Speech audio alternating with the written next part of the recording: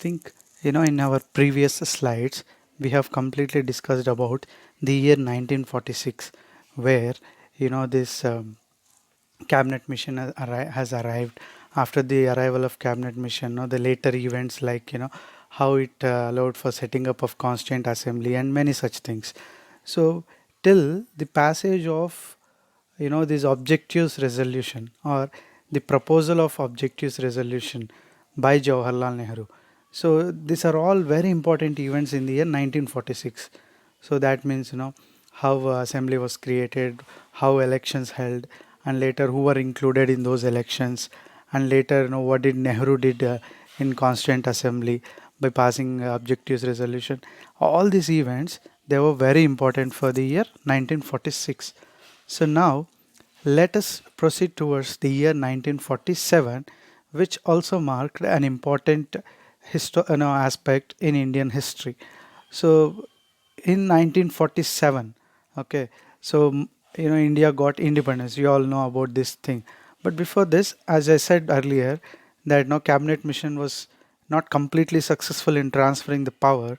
Later, another viceroy from British came by name Lord Mountbatten, and he prepared a bill called Indian Independence Bill, and this bill was passed by British Parliament on July 1st, 1947.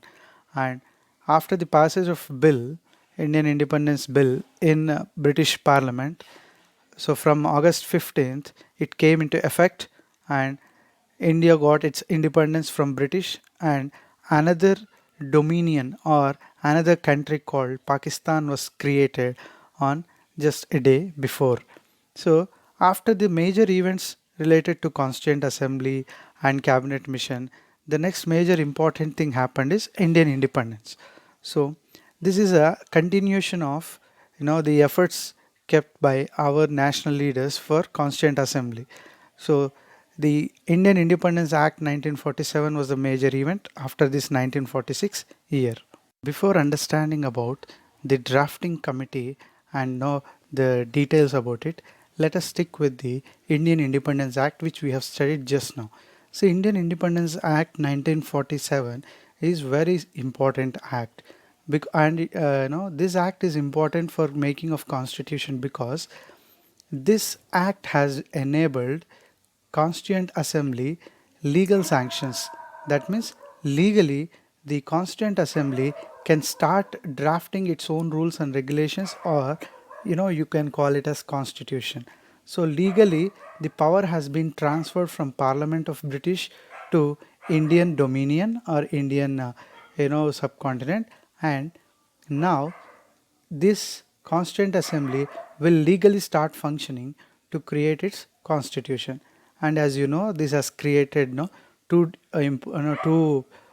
parts were separated, and partition created India and Pakistan, and the Constituent Assembly for India, it continued. So that means the Pakistan has to create its own now, and it has to function. And after the legal sanctions were obtained through Indian Independence Act, the Constituent Assembly has started functioning in a more organized manner.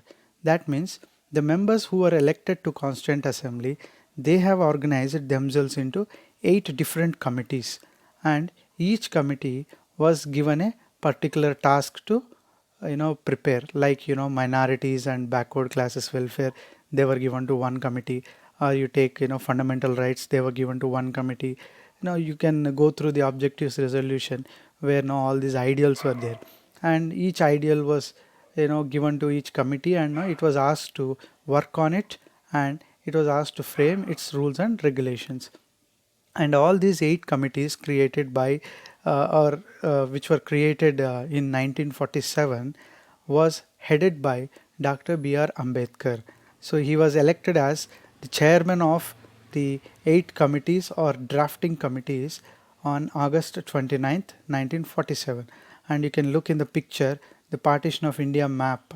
Okay, so Pakistan with its 2 different dominions, one at the east side, one at the west side, and India being at the center. So these 8 committees were chaired by Dr. B.R. Ambedkar, and they were given a specific task to be done for the constitution.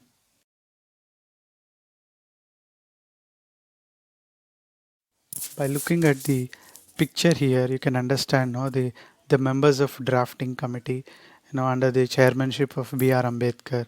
And for all these committees, when they assemble in Constituent Assembly, Dr. Rajendra Prasad, who was the president, he used to, he used to be like head of the, Constituent Assembly. So under his presidentship and chairmanship of Dr. B.R. Ambedkar and many eminent personalities of of our national movement, they were all participants of our constitutional making. So here I would like to highlight the importance of drafting committee. So what do you mean by drafting committee? See, the word draft means something preliminary. That means which is not totally accepted.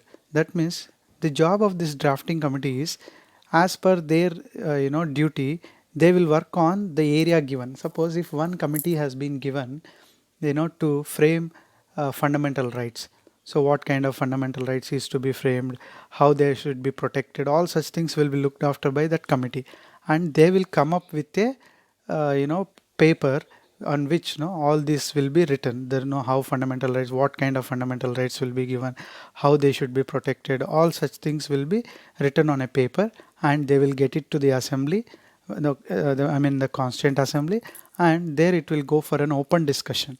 And when this open discussion happens, many people may suggest, see this, we can add this or we can remove this from this point. So many such things will happen in the discussion inside the Constituent Assembly, and till then it is accepted. Suppose after all the discussions, then finally they'll accept a copy that yes, this is the final thing. Till that final decision comes for that particular topic, that topic will be considered under drafted topic. That means still it is under preliminary stage, some changes may happen. So draft committees are nothing but committees which will prepare the preliminary information on all the issues that were given to them, and later in the Constituent Assembly they'll go for a discussion, and later they'll finally adapt that proposals. So till then they are called draft copies.